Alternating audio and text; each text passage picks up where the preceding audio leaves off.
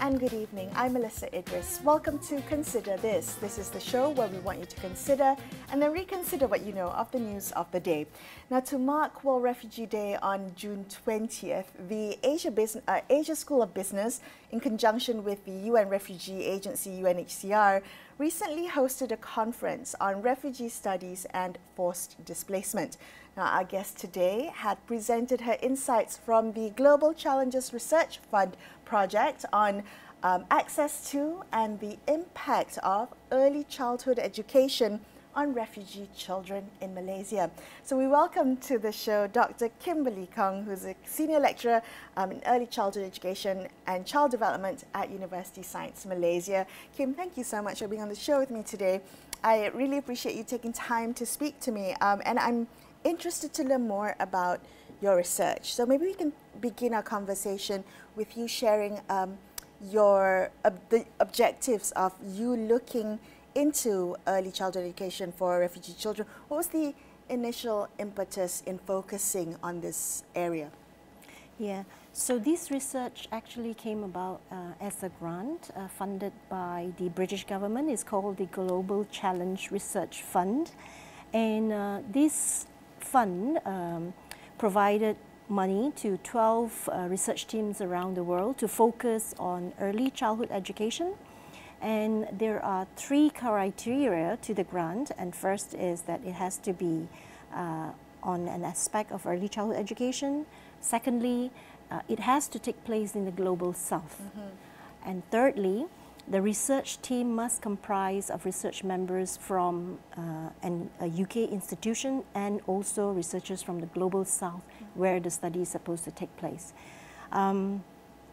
So the main objective of our research was primarily to explore the developmental benefits of early childhood education for refugee children in Malaysia. We focus primarily on school readiness skills because we know that school readiness skills, are fundamental to future learning for children when they enter formal schooling. So there are several areas here. Firstly is literacy, numeracy, social-emotional skills, and motor skills. So we wanted to see how ECE could positively impact these aspects of child development and prepare them for future educational opportunities. Okay.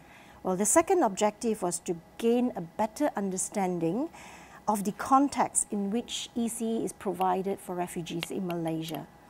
Because I think that's very different. Yeah. So here it includes us examining the home learning environment. So we speak to parents, the caregivers. So we actually collected data from children and parents for about 1,052 children, throughout Malaysia. From Kedah all the way to Johor. And also we spoke to schools, learning centers. We recruited 32 learning centers throughout Malaysia. We wanted to find out, what kind of resources were available at these learning centers, and the quality of education that they offer, the costs involved, and the support that they provide for the families. Yeah. And your second question about the impetus behind our research. Well, there was a clear need to gather evidence from low and middle income countries because most of the data tend to come from what we call the developed countries, and so there's a gap within the literature looking at refugee children in the global south. Precisely, and also a lot of the refugee studies tend to come from resettled contexts, where they have a legal provision, children have right to education, parents have right to employment and healthcare, So where Malaysia is, we are not a signatory to 1971 Refugee Convention, and that essentially means that our children cannot access public education. Okay. What access do they have, if not to public early childhood education? Yeah, so currently as far as education is concerned, the children can only access to a parallel informal system of education, and this informal system is made up of community learning centers and also NGO-run learning centers. And yeah, so it comes in various forms and sizes, and and the quality of learning, the quality of provision is also very, very variable. Right, so there's no standardization, there's no kind of even minimum standards for this. I'm so curious to learn more about the kind of learning environments the children have, but let's find out the impact of early childhood education on refugee children. When you talk about school readiness skills, talk to me about the findings of your research on that, in that respect.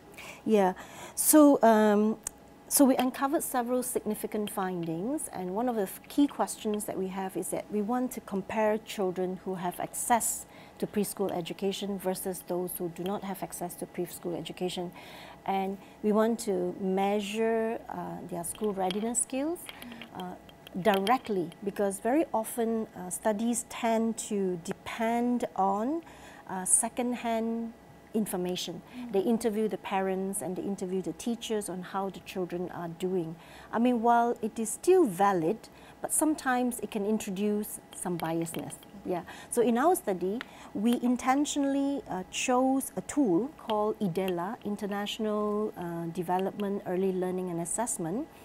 This tool has been developed by Save the Children and has been used in over 70 countries, primarily in the global south countries. So we want to compare, like, how are our refugee children doing relative to the others?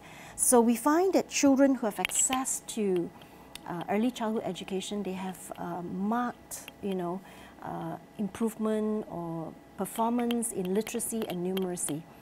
Yeah, and some of these children, of course, we are doing a quantitative data, but when we were in the school, our assessors could see, those children who have had the opportunities, they are very engaging, they're very interactive, very communicative, compared to children who do not have access. So we also recruited children through our community, a lot of the community groups, and these children are, very different. Of course, they fare very poorly, but one of the things that come as a really interesting finding for us is that those children who demonstrate superior academic performance, they also show very good social emotional skills, meaning that they have higher levels of empathy, of peer relationship skills, of conflict resolution skills.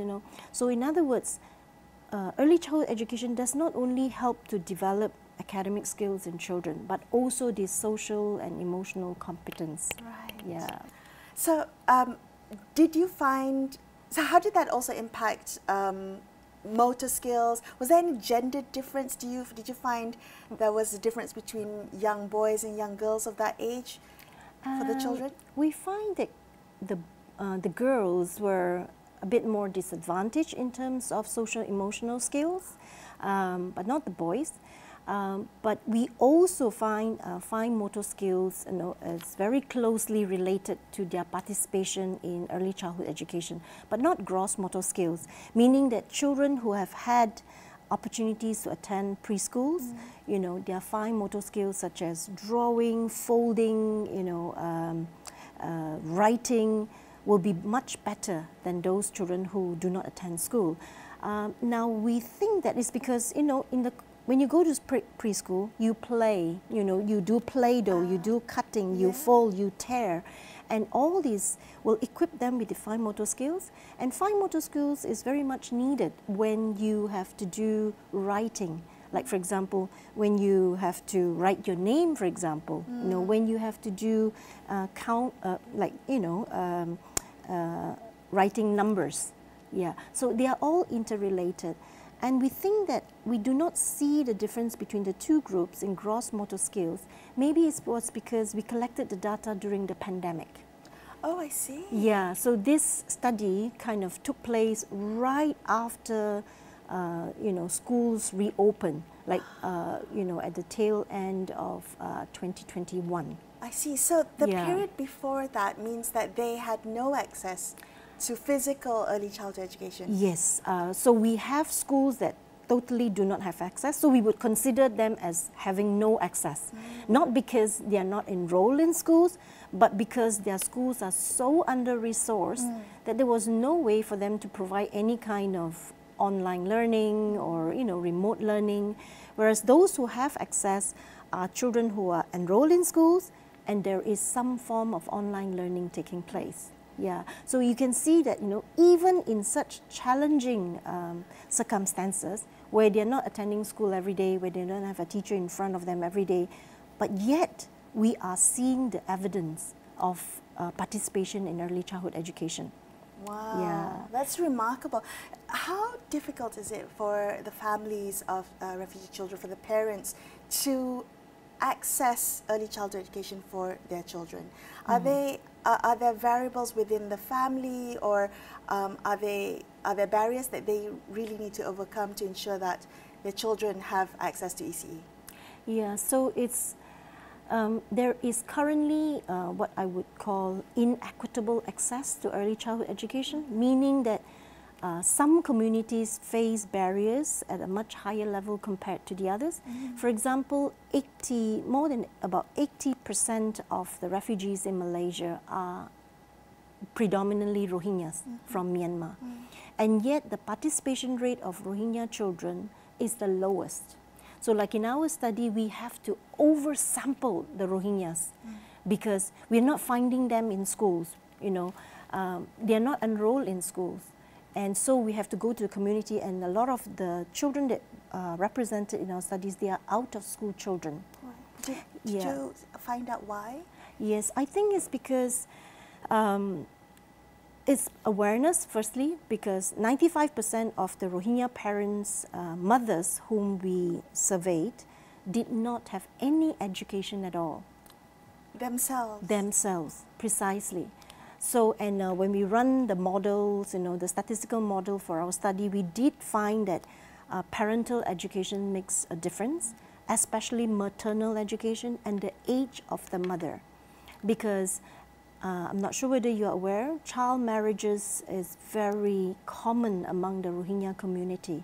So, in fact, a lot of the refugee schools, you find that when when the girl reaches the age of 12 or 13, when they reach puberty, you don't find them in schools anymore because they would be matchmaked to be married. So when these young ladies themselves become mothers, how can they, because they are still children themselves, they are not aware, they have not gone through the journey of what, education, what are the rewards of education. So because of this, we find that the Rohingyas are not accessing, sometimes because they do not know where to access, sometimes because the mothers do not leave the homes. So like when we were interviewing the parents, we wanted to interview primary caregivers, which most of the time would be mothers. Yeah, but we find fathers coming because mothers are not supposed to leave the home. So, so there is a great challenge with inequitable access, especially for Rohingya mothers, and so there's this need, very critical need to raise awareness among the mothers. And I think one way to do it is through the communities, So like in Penang, they have this campaign, anti-child marriages, where our ladies, our Rohingya ladies, who have opportunity for education, they will go door to door and talk to the families and tell them that, you don't have to get married at the age of 10 or 12, And also there's some NGOs on the ground in Penang, they are working with teen moms. So I was very excited just before I came. I know that this NGO, they wanted to start a Mummy and Me class for teen mothers. Oh. Yeah, so so that's that. So there are other communities like the Chins and the Kachins. They are a different group of people altogether. They believe in education. One of the Chin member told me, is it, even though we are refugee, we can be starving in our stomachs, but we will never starve in our minds, in our brains. So they will make it possible for parents to access education. So like, for example, right after the pandemic, you know, one of this lady, you know, who is the head of a school, she told me she's going to start taking in children aged 18 months. And I was like, are you for real? Because a lot of refugee schools that I spoke to, they say, no, we don't want too young because it involves too much work. Right. You know, they're not diaper trained and it just takes up a lot of resources. And I asked her, I said, why did you consider this? And she said that because right after the pandemic, the most important thing for every refugee family is to be out there and getting a job, earning money. So if she were to take in children who are 18 months and make it like a daycare, like you send your child on a Monday, you collect your child like on a Saturday or late evening, that frees the parents to look for whatever jobs that come their way. So I'm not sure, for example, the refugees are said to access the 3D jobs, you know, the dirty, the dangerous, and... Well, they don't have the right to work, right? Precisely. Formally, the right to work. So they only have access to the 3D jobs. Exactly. But even then, you know, if let's say somebody needs them to clean and say, okay, you can only clean our office between this hour and this hour, and say, oh no, I have to collect my child from school because the refugee school is only for 3 hours or 4 hours, then makes it impossible for parents to take up an employment, especially mothers.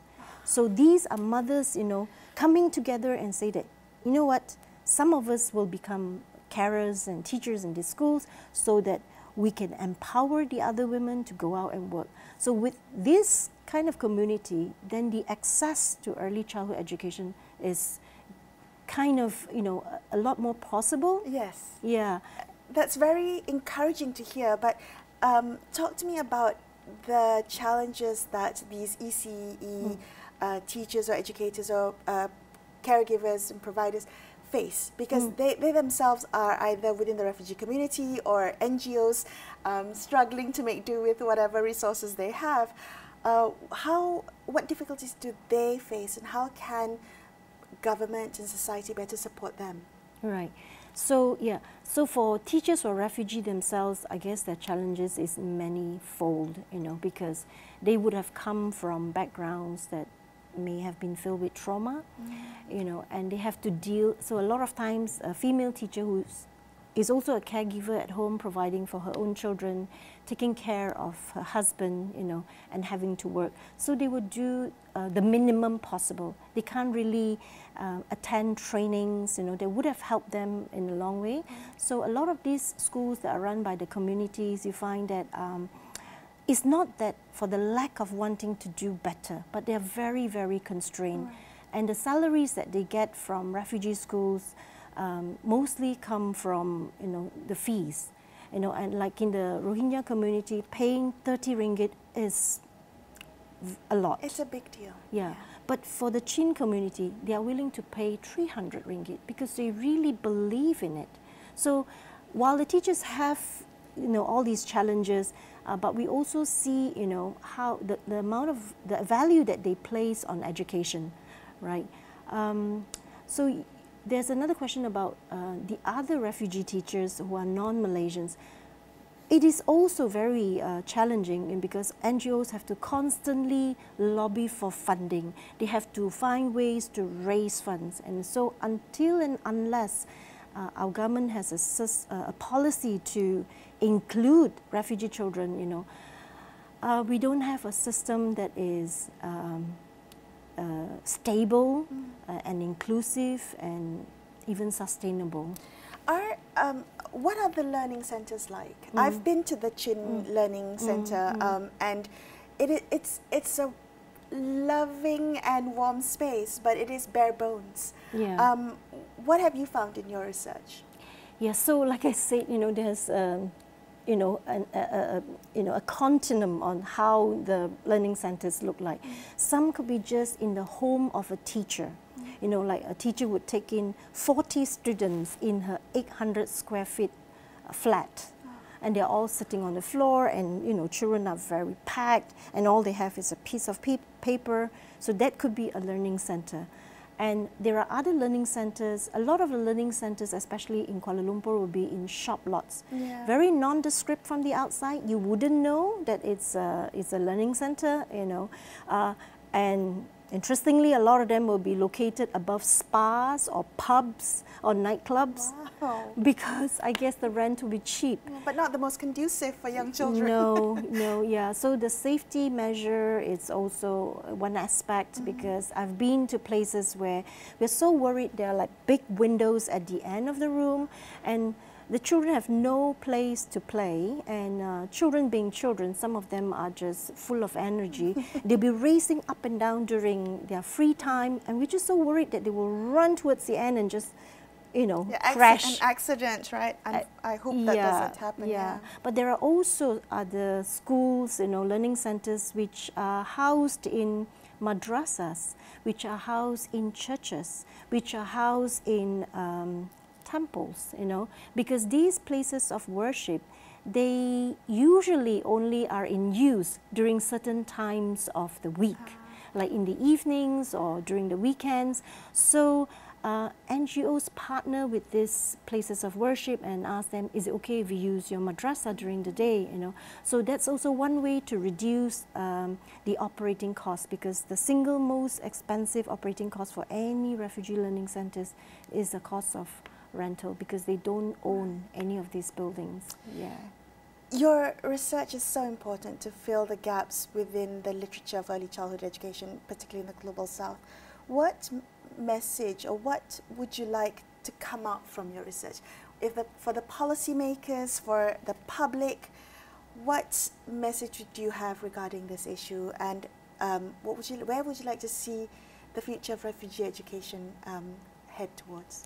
Yeah, so I think the first thing that needs to happen is the policy. We need to have policies, you know, that is inclusive, because right now the participation rate of preschool children is only 13% in Malaysia, compared to 86% of our Malaysian children. I mean, that's a huge gap. Yeah, and so, I mean, policy change, I know it sounds idealistic and maybe even challenging to achieve it in the short term, but I think it's crucial. We need the government to recognize that, you know, the right of the refugee children to access education. And one of the Sustainable Developmental Goals 4.2 is talking about access to quality education, you know. We need to uphold that, you know. I think children must have the right to learn, you know, opportunity to learn and to develop, to thrive and to develop to their fullest potential. So, and yeah, so UNICEF says that 2 out of every 5 children in low and middle income country fail to develop to their fullest potential. Oh. So, and I think these 2 children, 2 out of 5, they are here right at our doorstep.